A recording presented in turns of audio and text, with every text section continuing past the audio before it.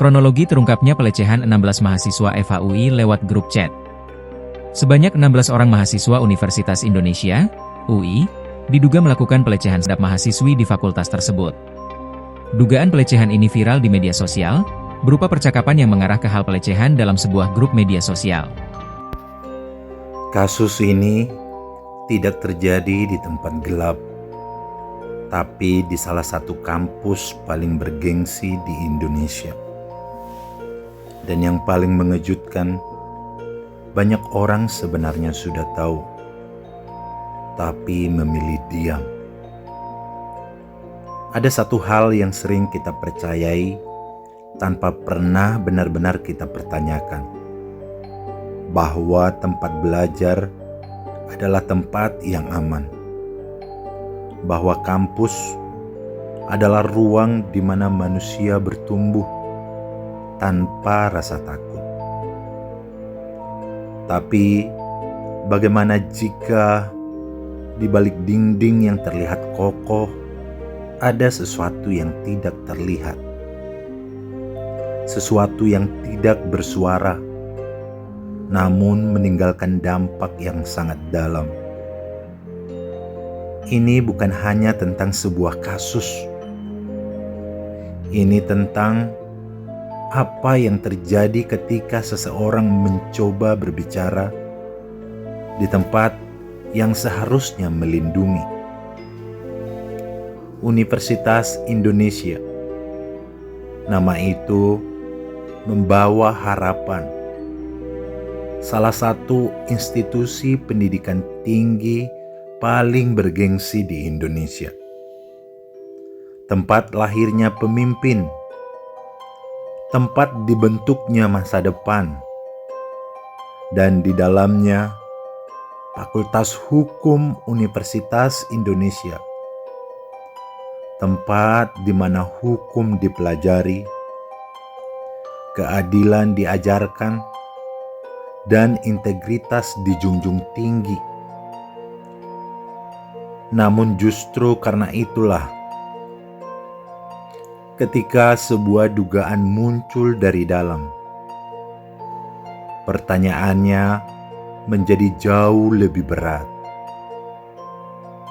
Semua bermula tidak dengan ledakan, tapi dengan sesuatu yang jauh lebih pelan. Sebuah cerita, sebuah pengalaman, sebuah suara yang awalnya hanya didengar oleh sedikit orang. Tidak ada sorotan, tidak ada kamera, hanya seseorang yang mencoba memahami apa yang telah terjadi padanya.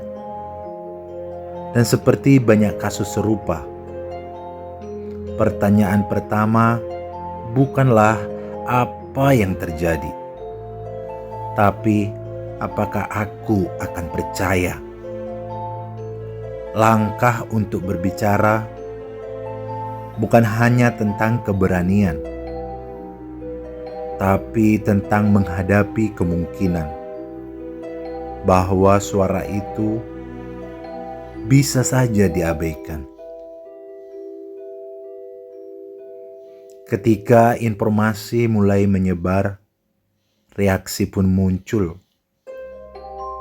Sebagian mendukung, sebagian meragukan, sebagian memilih diam. Dan di tengah semua itu, korban berada di satu posisi yang sangat rapuh. Bukan hanya menghadapi apa yang terjadi, tapi juga bagaimana orang lain melihatnya. Karena dalam realitas sosial, tidak semua orang siap mendengar kebenaran. Apalagi jika kebenaran itu berpotensi mengguncang sesuatu yang besar. Ketika sebuah laporan masuk, sistem seharusnya bekerja, prosedur dijalankan, pemeriksaan dilakukan, fakta dikumpulkan. Namun, disinilah pertanyaan mulai muncul. Apakah sistem itu cukup kuat untuk berdiri di atas kebenaran? Atau justru terlalu rapuh di hadapan tekanan?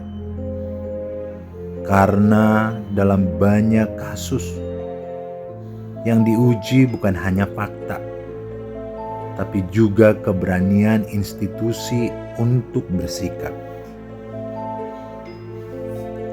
Ada satu fase yang jarang terlihat oleh publik. Fase setelah laporan dibuat, tapi sebelum ada kejelasan. Fase di mana waktu berjalan lambat dan ketidakpastian terasa panjang. Di fase ini, yang dirasakan bukan hanya menunggu, tapi juga mempertanyakan, apakah ini akan berakhir dengan keadilan? Atau hanya menjadi cerita yang hilang perlahan? Sunyi di fase ini bukanlah ketenangan, tapi tekanan yang terus ada. Namun di tengah semua itu, ada satu hal yang tetap ada. Suara, mungkin pelan, mungkin tidak sempurna, tapi tetap ada. Dan suara itu tidak hanya berbicara untuk satu orang, tapi untuk banyak orang lain yang mungkin belum berani berbicara. Karena setiap kali satu suara muncul, ia membuka kemungkinan bahwa yang lain tidak sendirian. Kasus seperti ini tidak pernah hanya tentang satu peristiwa. Ia adalah cermin tentang bagaimana kita sebagai masyarakat merespon sesuatu yang tidak nyaman. Apakah kita memilih untuk mendengar atau memilih untuk menjaga kenyamanan dengan cara menutup mata? Karena terkadang yang paling sulit bukan menemukan kebenaran, tapi menerima kebenaran itu sendiri. Hari ini, mungkin belum semua jawaban tersedia. Masih ada proses, masih ada waktu, masih ada hal-hal yang belum terungkap. Namun satu hal sudah pasti, cerita ini tidak bisa diabaikan. Karena di balik setiap kasus ada manusia, ada keberanian, dan ada harapan bahwa sesuatu bisa berubah. Dan mungkin pertanyaan yang paling penting bukan hanya tentang apa yang terjadi, tapi tentang kita. Apakah kita benar-benar siap menciptakan ruang yang aman, atau hanya menciptakan ilusi keamanan?